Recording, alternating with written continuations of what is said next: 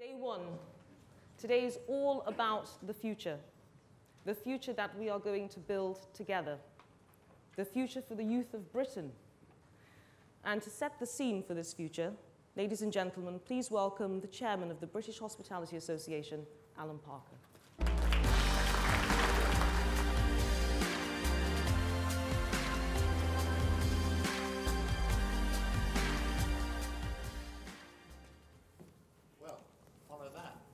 Someone's got to. Could I add my congratulations to those games makers that did such a fantastic job? Well, my lords, ladies and gentlemen, and my new friends and a lot of old friends in this room today, it's great to see you all here this morning. Now, I believe we're living through one of the most critical and exciting times that our industry has ever seen. Despite the challenging economy, hospitality and tourism created 1/3 of all new jobs in Britain between 2010 and 2012. And today our industry employs over 3 million people, accounting for over 10% of employment across Britain.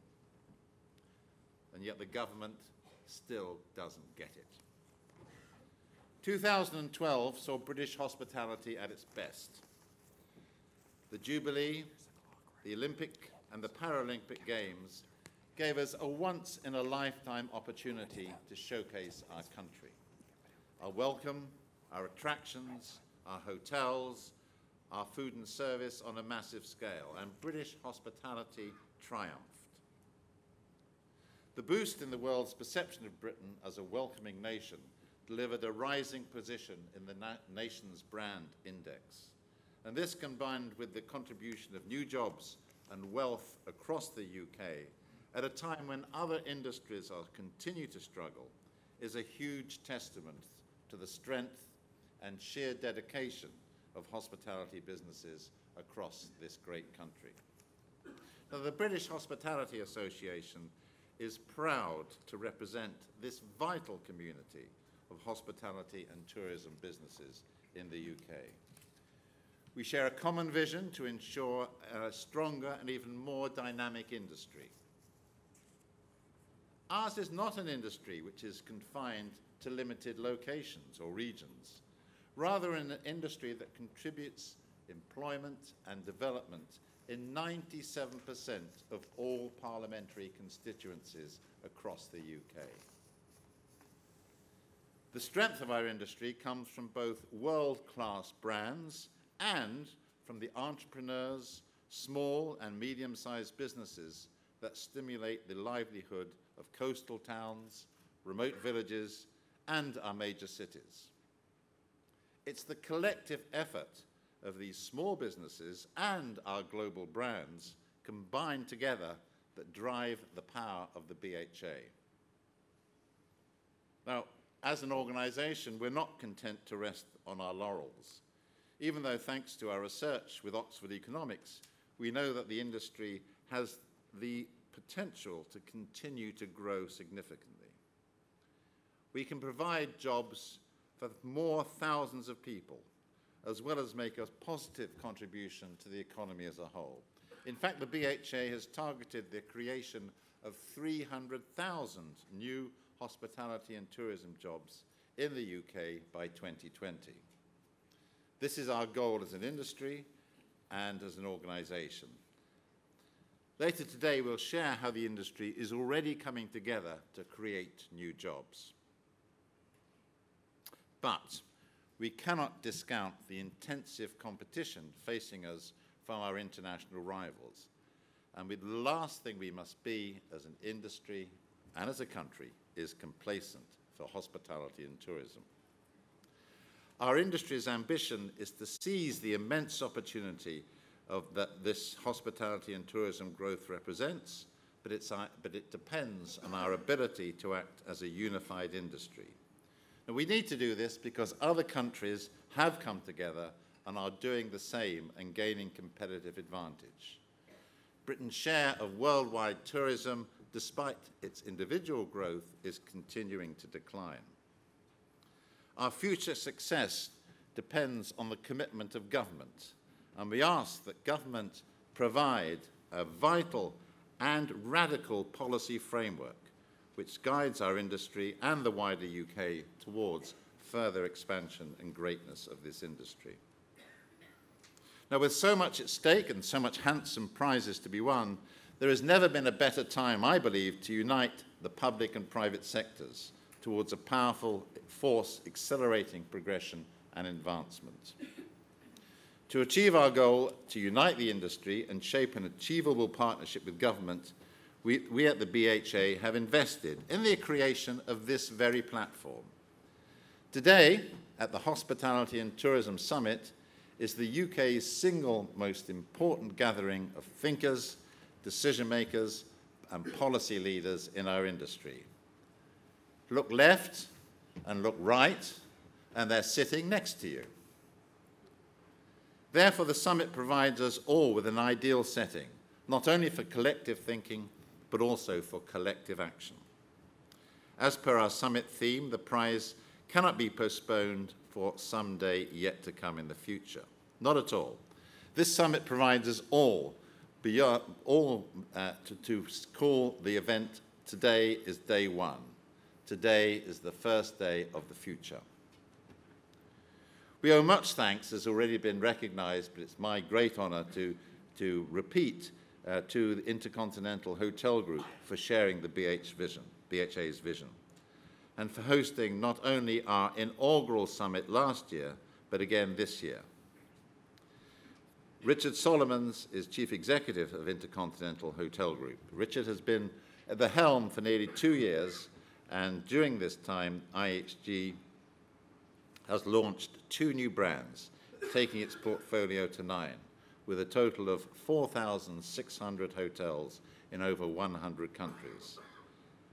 IHG is headquartered and listed here in the UK and employs over 345,000 people globally. Friends, lords, ladies and gentlemen, please join me in welcoming Mr. Richard Solomons.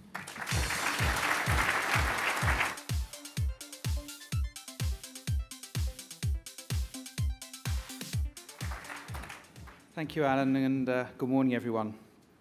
So let me build on Alan's very interesting introduction. So it's a great pleasure to be here today, and I'm delighted to see so many of you at one of our flagship hotels, the InterContinental Park Lane. Before I start, I just wanted to say a few words about the protest organised by Students for a Free Tibet UK that you may have seen outside. They're protesting against the opening of the InterContinental Lhasa in 2014. And we're keen to engage constructively on this issue. And actually, we expect to meet the Free Tibet campaign again soon to update them on our activities. And we, of course, take our commitment to human rights and creating local economic opportunity very seriously. And we have a firm belief that our hotels and the hospitality industry generally has the potential to benefit local people through providing them with the opportunities to build their skills and create knowledge in hospitality. So back to the agenda. So I'd like to thank the British Hospitality Association for organising today's event, the second such summit. And we're here to discuss how best the industry can work together. And I've been asked to speak about how to make the most of British hospitality in a global marketplace. So I want to talk today about what it'll take for that to happen. And Alan's right when he says that this is an exciting time for our industry. There's a huge opportunity for all of us. Britain is one of the leading destinations, and business travellers and tourists want to come here, as we have so much to offer. Travellers like us for our political stability and dependability. They like us for our culture. We're well known for fairness and tolerance, and they like us for our heritage. We have a wealth of historic attractions. But the nostalgic vision of Britain as a nation of long shadows on county cricket grounds, warm beer and dog lovers is no longer one we can rely on if we ever could. In the 21st century, that vision simply cannot compete. Travellers have a choice about where they go, and our market share, as Alan said, of international travel is declining. To put simply, we cannot rest on our laurels. The world doesn't owe Britain a living. We must have something contemporary and relevant to offer. In 1990, Britain attracted twice as many international tourists as China. Now it's the other way round. And this is what we're up against. The competitive landscape is changing. So what is it we have to do as an industry to seize the opportunity? I believe two things are critical. We have to be truly focused on delivering what our customers want, and we have to work with government to help create the right conditions for the industry to flourish. So I want to talk in more detail about both of these themes, because if we get it right, the hospitality industry can be an increasingly important catalyst for job creation and economic growth. So let me start with delivering what customers want. I was asked recently by a journalist to recall both the best and worst experiences I'd had in hotels. So what came to mind was a recent trip I made to Texas and Oklahoma with my wife last year. We first stayed in a newly launched brand because I like to stay in competitor products, and I particularly like the idea of this new brand as described on its website. It promised something special in terms of experience, and we set off really looking forward to our visit. In the event, it turned out to be a huge disappointment. The service was average and nondescript, and the breakfast was quite frankly inedible. And worst of all, it bore no relation to the description we'd read before booking, or to the aspirations of the brand manager who'd no doubt written the carefully crafted copy on the website. Quite simply, it didn't live up to its promise. So after my business meetings, we actually went to visit Eastern Oklahoma, which if you've never been, not necessarily top of the list, but fun. And we stayed in a small bed and breakfast run by Wayne and Reba. And yes, it's their real names, and they were wonderful hosts. It was a 4-bedroom bed and breakfast. The food was plentiful and home cooked, and it was incredibly clean and very comfortable. And on our second day there, we rented a boat to go out on the lake for a day. And in the hallway as we left, there was a small cooler full of drinks and snacks that Reba had put together for us. Not because we'd asked, but because she thought of it. And we were bowled over by that genuine hospitality, and without question we'd stay there again. So we know it's not about what you say, it's about what you do in this business, not just for hotels, but the hospitality industry more broadly. What we do should be about brands that really mean something. It should be about service and experience that people really want, and it should be about caring for the needs of the individual. For me, that's what makes our industry such an exciting and rewarding place to work. If you get it right, you can touch people's lives in a special way. In one of our hotels, it could be a business meeting that has to run faultlessly, a family reunion or a romantic weekend. In other parts of the industry, it could be a child's birthday treat to Madame Tussauds, perfect day out at Windsor Castle, or the warm welcome you know you're going to get at your local pub. There's a difference between an occasion that merely goes according to plan and one where a small act of kindness or imagination makes it unforgettable. The Greek poet Homer was right all those years ago when he said that a guest never forgets the host who treated him kindly. So caring for the needs of the individual is what we must do for our guests, but it's also what we must do for the people we employ. Because if we don't foster a culture within our business where we treat each other well, how can we possibly create an environment in which everyone treats our guests well? It's our people who bring our hotels to life at IHG. That's why we no longer call the part of our hotels that guests never see the back of the house. We call it the heart of the house in recognition of the importance of the staff. Hospitality is and has to be a people-focused business in which we continuously develop people, supporting and promoting them and giving them opportunities. That's why at IHG we're passionate about our IHG Academy program, which we set up in order to develop and nurture talent. IHG Academy is a great example of the contribution this industry can make, of how we can make a real difference. It's based on partnerships between our hotels and local education providers that offer work experience, skills development, and in many cases a job. The people who greeted you this morning at registration and who are working as ushers throughout the day have all come through our academy and secured jobs in our hotels. We've now got 200 academy programs operating around the world, and in fact we've just signed our 200th agreement in partnership with Uxbridge College. But I'm going to talk about a program that I know well, which is in Newham. And Newham provides participants with certification and work experience in one of 4 IHG hotels as part of our support for the Olympic legacy and for regeneration in East London. So let me tell you briefly about Merrily. Merrily left school after her GCSEs. She had no idea what the future held, but she enrolled in a course sponsored by IHG at her local college, as it was an opportunity to work towards a job and it piqued her interest. And as part of her course, she did a work placement with us. And when the course ended, she became a food and beverage assistant at the Stratford Holiday Inn just in time for the start of the Games. It's easy to see what this opportunity means to her when you hear her talk. And this is what she told us. I only dared to dream that within a year of leaving school, I'd have a qualification and be working my way up in a career. She said, I feel I can do anything now. One day I might even run my own hotel. And I look forward to that day.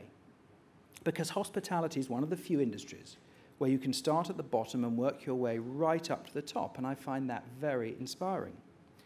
The perception that we create jobs that are unskilled and badly paid couldn't be further from the truth. In fact, the hospitality industry, from pub companies to events and conference organisers, offer very good and diverse careers in many areas: finance, marketing, HR, IT, management and others, as well as offering opportunities to develop new skills, broaden experience, and work in a range of different global markets. If I look at IHG, our Chief Commercial Officer is a perfect example.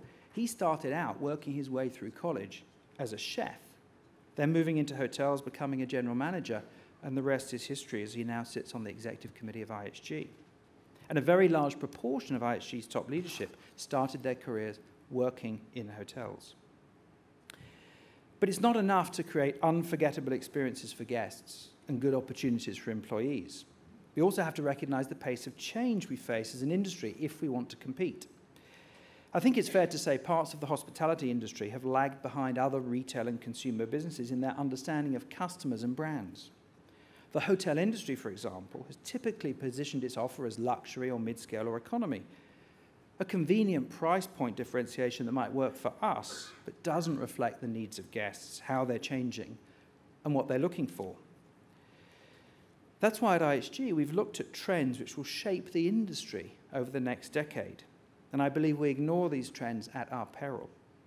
These trends are relevant not just for hotels, but all of us working across hospitality sector here in the UK and around the globe. In particular, our research in partnership with the Futures Company has helped us identify 4 emerging customer groups: the laptop and latte generation, new family units, expansive midlifers, and new global explorers. If once we catered for business people on work trips, families on holiday, and young single backpackers on an adventure, we need to think again. Technology and demographics are changing the rules of the game. Business travellers are no longer easily defined. They may be men, they may be women, they may go to an office, they may not. The laptop and latte generation are young business travellers who think of their offices wherever they happen to be. They want spaces where they can sit with a laptop and coffee and be productive, feeling they're working. Social units are changing in a way that would maybe once have seemed impossible.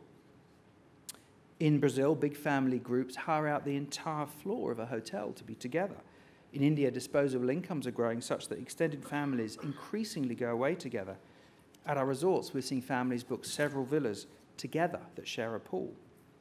At the same time, the number of people over 60, the expansive midlifers, is growing faster than any other group. Within 10 years, there'll be more than 1 billion people over 60, and they're expected to own over half the wealth in developed economies.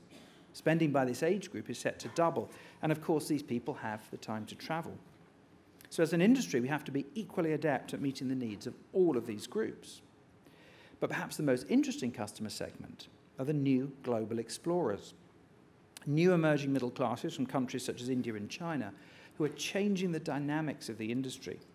You'll all be familiar with the statistics. 10 years ago, the number of international tourists from emerging countries was less than half that from mature markets. Now they're almost equal. China's overtaken Italy, Japan, France, and the UK in spending on international tourism. It's now the largest spender in the world. The number of outbound tourists from China is predicted to reach 150 million by 2020, albeit more than half of China outbound is currently into Hong Kong and Macau. This is a really exciting time for the industry because 1/3 of the global adult population are wealthy enough to travel abroad, and this number is growing fast, fueled by developing economies. What's more, the number of destinations for travellers is growing too. Perhaps the most radical change this decade will be the number and type of cities that tourists go to, places we haven't heard of yet, and in some cases haven't even developed into cities, will be on the map. McKinsey suggests that some 400 mid-sized cities in emerging markets will generate 40% of global economic growth over the next decade and beyond. Most of these cities will be India and China, with some 12 or 13 megacities in emerging markets. Think of the success of Dubai as a tourist destination, and imagine that 12 times over. So as an industry, we're working hard to keep ahead of the trends. We know we have to be brilliant at what we do, that we have to develop our people, that we have to deliver an experience that guests want. But we also have to work with policymakers if we're to create the right conditions to spur the industry on. So let me move on to my second theme this morning. We need joined-up government to help create the right conditions. For us to make the most of the opportunities for our industry, we need government policies that are totally aligned, from planning to regulation, from education to immigration, from taxation to transport policy, so that we can place hospitality and tourism right at the heart of generating economic growth. We all recognise, of course, that government faces constraints, both because of the lack of resource and because government departments tend to operate independently of each other. And of course, running the country is not the same as running a business. But if government were to put a special focus on a handful of top priorities, I believe we'd see hospitality and tourism much higher up the agenda. It'd be much higher up the agenda because of the scope to create jobs and economic growth. And it would be much higher up the agenda because we can make a big difference and make it quickly. We've seen President Obama put in place a strategy to address a declining share of international travel in the US. He's put himself personally in charge of waiting time for visas and asked government departments for a coordinated policy putting travel and tourism at the heart of economic recovery. In China, travel and tourism is one of the 5 pillars of economic growth. Other countries are seizing the opportunity. The competition is intensifying. If we don't move now to recognise the importance of the industry to the UK, the danger is we'll get left behind. We have to capture the flow of traffic before travellers adopt other destinations as their favourites.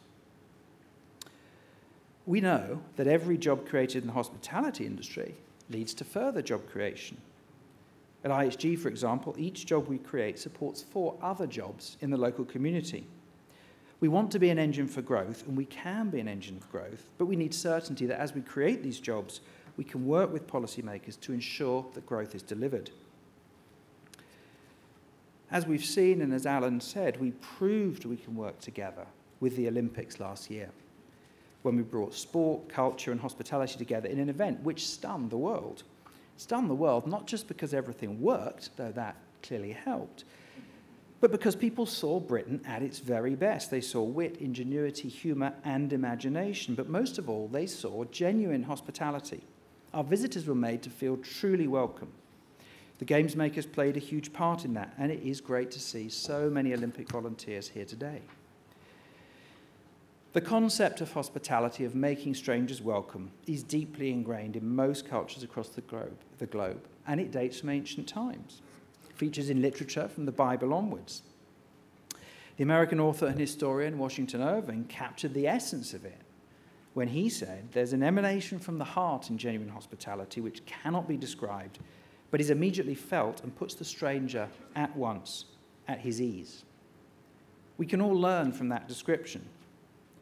We set out at IHG to create great hotels guests love, and those hotels are brought to life by people, because it's only people that can make the connection that underpins true hospitality.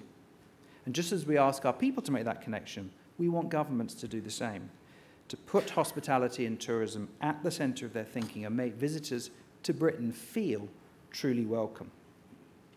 If we all work together in this room to do just that, I believe Britain could set an amazing example to the rest of the world. We have world-class companies, we have world-class people, we have world-class visitor attractions and facilities. We have everything that it takes.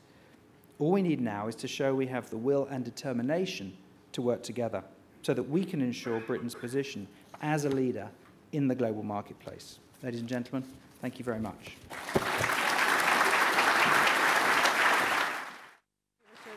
Fantastic. Ladies and gentlemen, this morning you heard Chairman of the BHA talk about the importance of jobs for the United Kingdom, and he mentioned the ambitious strategy that the BHA has embraced in order to drive employment for UK PLC. And then you've heard Richard Solomons talk about the importance of joined-up thinking and joined-up action, in this case with government. Well, in order for the BHA to be able to achieve the robust and ambitious strategy to actually drive 300,000 jobs by 2020, and to be able to ensure, as you'll hear later this afternoon, that we can make a real impact on youth unemployment in this country, we really need to understand much more about partnership. We need to understand much more about the right way to ensure we've planned correctly and that we have joined up thinking with all of the partners that are necessary to be able to achieve this ambition. Sir John Armitt is the chairman of the Olympic Delivery Authority, and in that regard, there could probably be no better qualified person in terms of understanding and dealing with the importance of planning and partnerships. Sir John Armitt is also the chairman of City and Guilds, and therefore he would be able to share with us some very valuable insights in terms of the partnerships that we will need to form with the education sector in order to be able to ensure that we are developing the right talent pool for the future of our industry. So ladies and gentlemen, please welcome Sir John Armitt.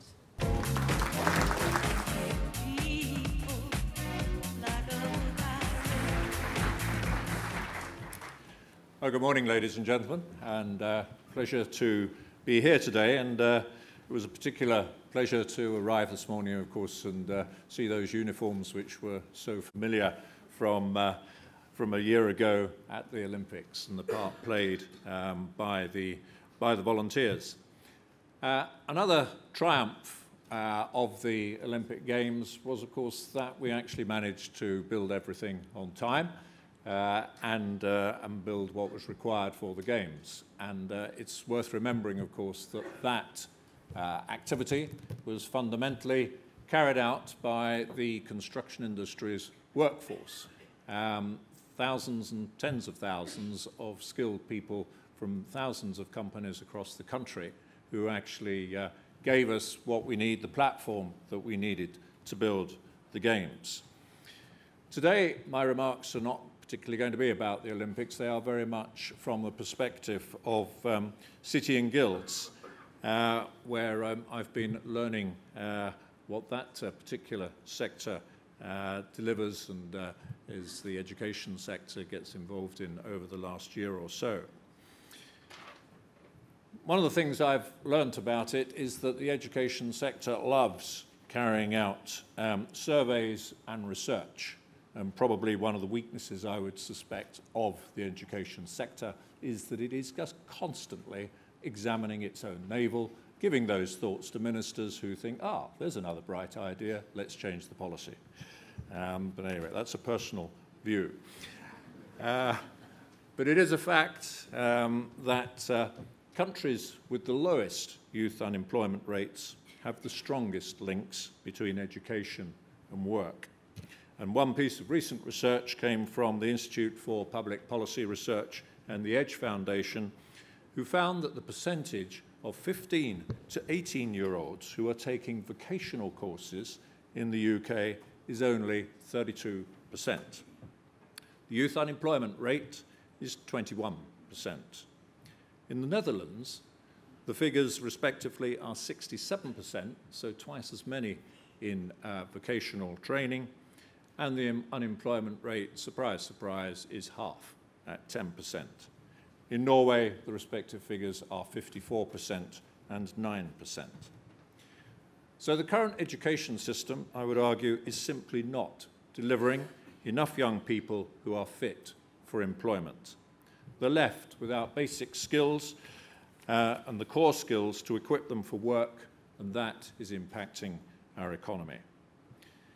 It is encouraging to see more government focus on areas such as traineeships and apprenticeships. Overall, however, the obsession with academic education is missing the mark. City and Guilds last week released some research which found that in the UK, the time spent on all academic debates in government, in Parliament, was over 4 times that spent on vocational education, 88 hours compared to 20 hours. Having said that, we probably all recognise that the tide is starting to shift. These days you can't pick up a paper or turn on the radio or television without seeing or hearing something about skills, apprenticeships, or vocational education policy.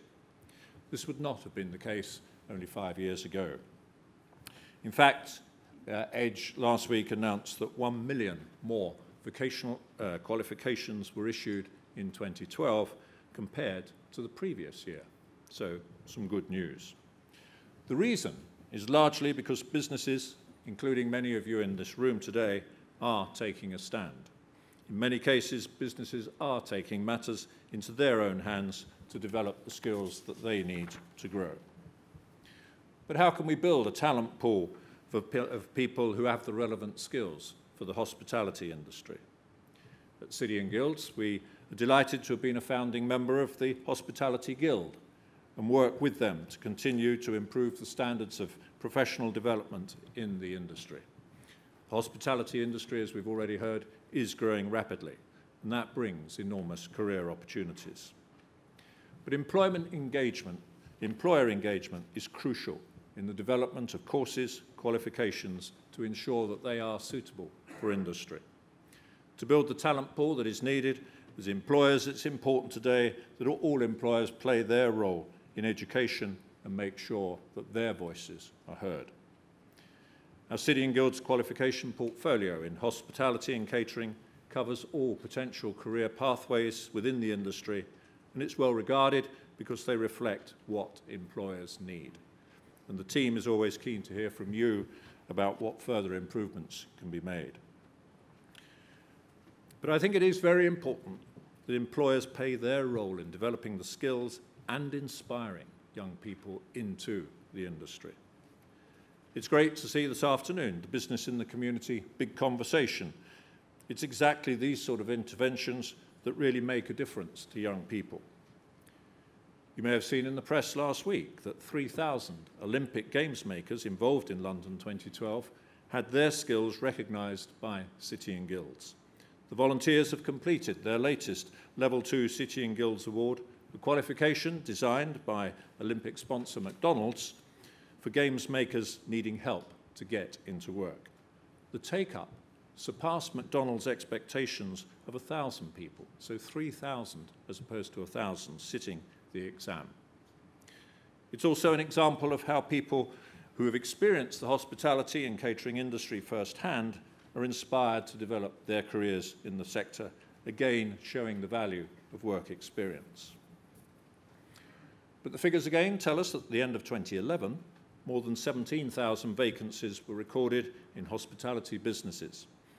By the end of 2012, that figure had risen to over 21,000. And yet the industry does still struggle to attract young people, even for work placements. So a question, are schools the best place for careers advice? A recent survey found that 10 times as many vacancies are attracted to the culture, media and sport as there will be opportunities. So young people, what do you want to do? I want to be in culture, I want to be in media, I want to be in sport. But there's 10 times as many of them saying that as there are likely to be opportunities. And why is that? Well, because culture, media and sport are in front of them all the time. They see it, they start to understand it. They think, yeah, I'd like some of that. So that industry, that sector, maybe doesn't have to work quite so hard as others to get their industry understood. And employers, not teachers, are the right people to be informing our young people about their career choices. It's unfair, it's unreasonable to expect teachers who've probably never worked in any industry other than teaching to understand very much about any other industry. So why would we expect teachers to be advising young people about careers? The careers advice system, I would argue, is failing young people today in any sector, whether it's hospitality and hotels, catering, or whether it's in my own background of construction. City and Guilds believes that there needs to be a clear, structured, mandatory programme which includes face-to-face guidance for every student from a young age. This was reinforced by a report by the National Careers Service last week. Belfast Metropolitan College requires a mandatory careers advice session before anyone can start any of its programmes. It's not only improved engagement and retention of students during its courses, it has improved their employability prospects afterwards. In terms of what the government is doing in this country, its new platform for careers guidance is a step in the right direction. But sadly, in its recent response to the Select Committee hearing on careers advice, the government missed the opportunity to place face-to-face careers advice on a more statutory footing. Yet I would argue that the only people who are inspired about their industry can inspire others to join it. So if you want to attract talent to the hospitality and catering industry, I would argue you need to get out there and tell young people about what a dynamic sector it is. During the preparation for the Olympics Games as the ODA, we set up relationships with a number of local schools. We invited those schools to appoint their own ambassadors, so they were Olympic ambassadors who would come in every couple of months and spend half a day with us on the construction site, going around the project, understanding what different aspects of construction were all about. When I met them after they'd been on about half a dozen sessions, and these were 8 to 12-year-olds, and said to them, well, how many of you now think you might like to do something in the construction sector, whether it's an architect, an engineer, whether it's a plumber, electrician, whatever it might be? 50%, and half of those were girls, actually put their hands up. Now, probably by the time they get to 16, that 50% might be 20%. But the important thing is that they were at least getting some understanding and exposure to an industry. So, if you meet them, you create their interest. We've already heard reference this morning to 2 writers from the past, one Greek, one American. I might toss in a British one, just to keep the game fair. Rudyard Kipling said, "You cannot make a garden sitting in the shade." In any industry, we will not attract young people to that industry if we sit in the shade and don't get out there into the schools and talk to them and insist with the schools that we do come. Because if the government doesn't make it statutory, then the only way we'll get there is by industry pushing and getting its foot through the door. Thank you very much.